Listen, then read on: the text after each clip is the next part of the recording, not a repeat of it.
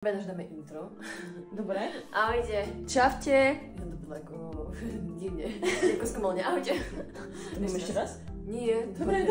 Prečo ma stále chytáš za tú ruku? No aby si nespadla, keď si budeš sadať, lebo Jaj. to je nebezpečná stolička.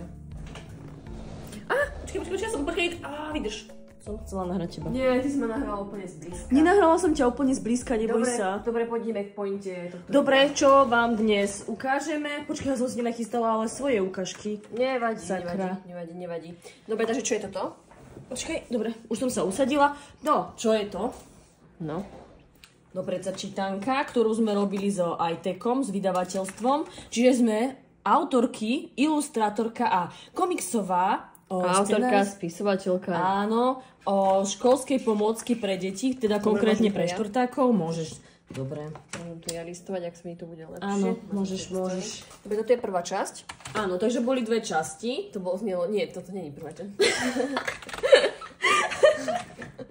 Ja som sa ani nepozerala. Ja som sa ťa pýtala. Teda to mohla byť iba taká. Dobre, takže otvoríme si. Počkaj, tu ja sa takto postavím, aby to bolo lepšie vidno. Dobre, aby to bolo vidno. Takže toto je vlastne... Teraz to vidno super. Hej, dobre. Takže ja som tak... Ma to prelistujem, aby videli, ako to Ale vieš, vyzeralo. ako to vyzerá dobre na tom videu? Poď sa pozrieť.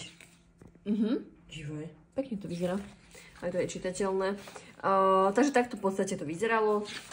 Ono, keď to listujete, tak už si uvedomíte... Napríklad, keď si vezmete, že toto, čo sme aj robili, to sme prerábali na... Napríklad túto jednu komiksovú stránku sme prerábali na 10 krát, hej? Áno, si mi teraz skočila do reči, čo som chcela ja povedať, že keď si vezmete, že keď to listujete, tak zistíte, áno. Prepáč. Bože. Zistíte, že vlastne tá časť komiksová je vlastne akoby doplňa texty autorov v čítanke, všetky tie úlohy, čo sú tu. Je to poprepájané. Počkaj, to takto ukážem. Tu napríklad sú tu aj úlohy, že vráca ku komiksu na strane 3, nájde postavičku, ktorá sa viaže na báseň, napíše meno na linajku, vyhľadaj k nej verš, báseň. Teraz sme si otestovali, či Iva stále vie čítať. Áno, no a vlastne tie aj úlohy, aj všetko, čo je vlastne ďalej tej čítanke, tak je poprepájané s komiksom v tejto čítanke, v tejto pracovnom zošite. Potom je napríklad nejaká náučná literatúra. Pamätám si, počkaj, prepáč, som ti skočila do reči. Áno, napríklad túto scénu som prerábala, že veľmi veľakrát. Boli tam všelijaké, akože úpravy, že sa im nepáčilo farba tohto, že im to neviem niečo proste pripomínalo také zvláštne, ale akože neboli to Chceme povedať konkrétne? Že malo to byť, čo im to pripomínalo? Čo som nechápala? Sa im zdalo, že to je proste, akoby to išiel od nej smrad, hej? Hej, toto som mala takú poznámku, hej, že bolo to také do žltá, že keby proste tam bol nejaký smrad alebo niečo. Nevadí. Čo bol taký, že zvláštny komentár, ale zase inak, akože to je len jeden z komentárov, ktorý tam bol. Dobre, tak môžeme asi ako ďalej prelistovať, hej, že to bola časť ešte potom, že vesmír náčenci. Áno. Oddelenie náučnej literatúry, vesmír. To sme tiež veľakrát prerábali, lebo viem, že tuto... Čakaj, dalo mi to prísť. Hej. Lebo viem, že tuto sme hlavne ako keby riešilo vlastne celý ten vizuál tej stránky, to pozadie, čo tam vlastne bude. Potom tuto vlastne bolo, lebo akože zase nie je to úplne že čisto, že len nejaké náučné alebo tak.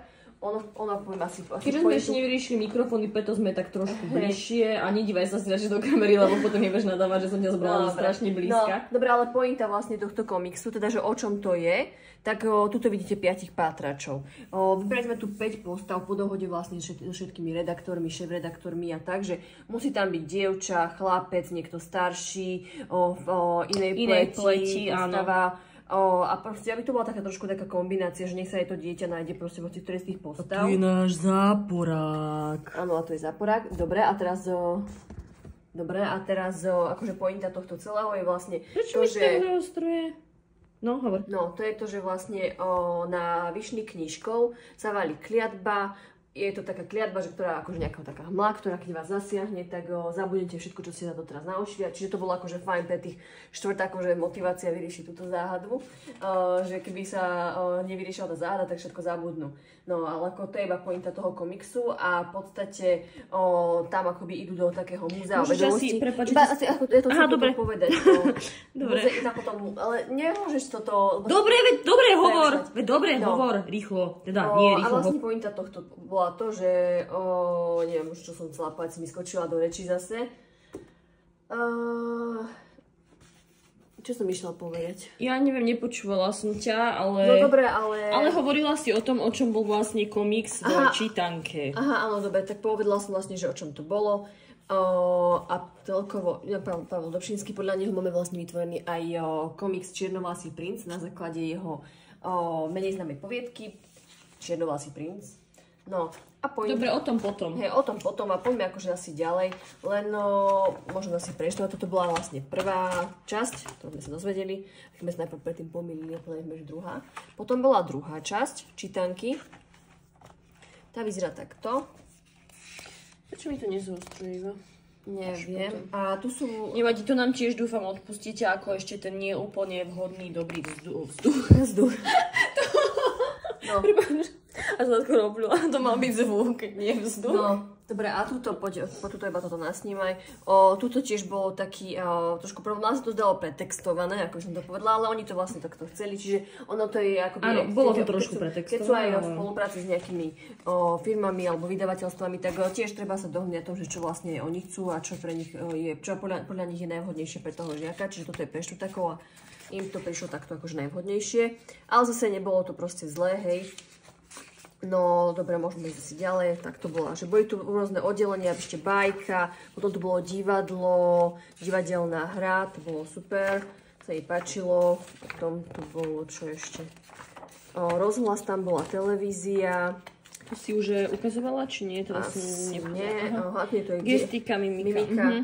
A tu sa akože to dieťa, keď si bude čítať akoby ten štvrták na základke, bude si prechádzať tou čítankou, tak sa aj dozvie vlastne aj z tohto celého sa dozvie, že čo je dialóg, mimika, gesta a podobne. Dobre. A ono toto je ten záporak, keby ste chceli vedieť. A čo bol na začiatku. Taký spoiler, on vlastne celú tú kliatbu ako mal na svedomí. Ale to preto, že ono, keď bol malý chlapec, tak prišiel o rodinu, lebo nevedel ovládať akoby svoje schopnosti. Neviem, nepovedal si úplne presne, že aké schopnosti mal. Nevadí, už to je rok. Strašne proste toho veľa informácií na mňa. No. A na konci skončí dobre, samozrejme, lebo ešte nakoniec patrači pomôžu a vráti sa späť, získa naspäť svoju rodinu, o ktorú prišiel, už sa naučil ovládať svoje schopnosti a všetko to má dobrý koniec, rozuzlenie. Koniec. No,